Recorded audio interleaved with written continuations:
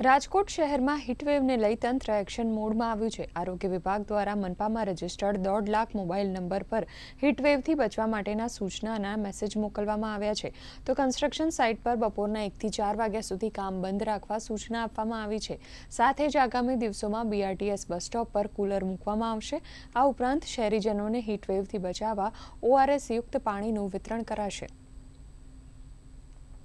તો રાજકોટ શહેરનું તાપમાન જે છે આગામી 4 દિવસ સુધી છે 42 થી 43 ડિગ્રી સુધી રહેવાની શક્યતા છે નોંધાયેલી છે। આ ઉપરાંત જોવા જઈએ તો ફીલ લાઇક ટેમ્પરેચર ઘણું બધું વધારે એટલે કે 1 થી 2 ડિગ્રી વધારે પણ પહોંચી શકે છે। અનુસંધાને જોવા જઈએ તો સૌપ્રથમ તો હીટ રિલેટેડ ઇલનેસથી બચવા માટે લોકોએ શું કરવું જોઈએ?